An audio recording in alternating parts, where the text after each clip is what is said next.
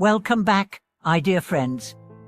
I'm truly grateful that you've joined me again on this incredible journey of discovery. Today, we are stepping into one of the most profound questions in all of Buddhist philosophy, a question that seems simple on the surface, yet when deeply explored, has the power to change how we understand life, death, and the very nature of existence.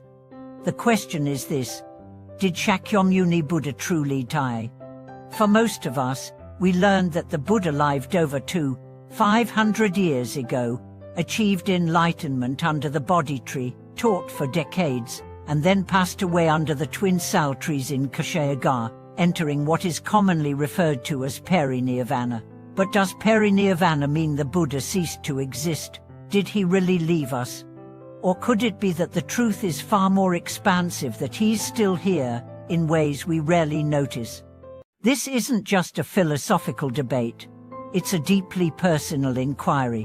If the Buddha is still present, then we are never truly alone. If the Buddha's being transcends life and death, then every moment can become an opportunity to connect with wisdom, compassion, and awakening. This video is not just a talk, it is an invitation to step beyond the illusion of absence and into the reality of eternal presence. Let's begin by reconsidering what death means in the Buddhist context. In the conventional sense, death is the cessation of bodily functions, the end of our worldly presence. But Buddhism invites us to look deeper. The Buddha did not define himself by his physical form. In fact, he taught the concept of anatta, no self, and emphasized that what we see as life and death are but temporary conditions of form, not indicators of true existence. In the Lotus Sutra, the Buddha makes a striking declaration: I am always here, dwelling in this world. But through my skillful means, I appear to have passed into nirvana. This is not metaphorical. The Buddha was telling us directly. His passing was an appearance, a pedagogical device to inspire reverence and urgency in practice, not an actual disappearance. The idea is that the Buddha continues to exist in multiple forms, as Dharmakala, the truth body, which is formless, boundless, and omnipresent, as Sambhogakala, the reward body, which manifests in pure lance for advanced beings, and as Nirmalakala, the emanation body, which appears in our world in forms we can relate to, such as teachers, mentors, strangers, even voices in our dreams. If you've ever felt inexplicable peace while chanting the sutras, if you've ever sensed the presence of something sacred during meditation, or if a stranger has appeared in your darkest hour to offer help, could it be that the Buddha was present in those moments? Was it his emanation body offering guidance? There are countless stories across Buddhist history to suggest exactly that. One of the most revered modern examples is Master Zuyan, who, during his pilgrimage to Mount Wutai, encountered mysterious strangers who saved his life, later revealed to be bodhisattvas or manifestations of the Buddha himself. Or take the story of a Taiwanese woman who once refused to donate oil to what appeared to be a beggar asking in the name of Earth Store Bodhisattva. She later learned, with great sorrow, that she had turned away the very bodhisattva she prayed to daily. These aren't legends meant to entertain. They are wake-up calls. They are just to see with the heart, to realize that the Buddha is not gone. He's not somewhere else. He's here always. And the reason most of us do not perceive him is not because he's absent, but because our hearts are not open enough to feel his presence. When we cling to the belief that the Buddha is gone, we limit our own capacity for connection. It's as if a person was surrounded by radio waves, yet refused to believe in music simply because they weren't holding a receiver. Faith, in this analogy, is that receiver. Devotion tunes it, practice polishes it. Then, one day, you hear the music and it was always there.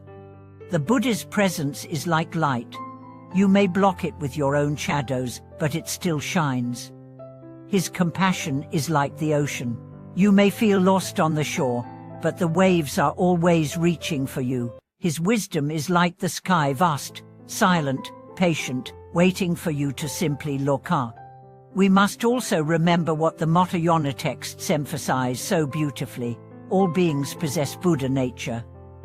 This means not only are we never separated from the Buddha, we are, at our core, not different from him. The Buddhist death was not the vanishing of a person, but the lifting of a veil. The true Buddha is the awakened nature that lives in all of us, waiting to be seen. So why did he die? Because we needed it. The physical passing of the Buddha created space for disciples to grow, to stand on their own feet, to transform faith into inner realization. Like a parent who steps back so the child may walk, the Buddha withdrew his form to ignite our inner flame. But his form may be gone, his light remains. His teachings, his example, and his presence are encoded into the fabric of the Dharma, into the world, into you.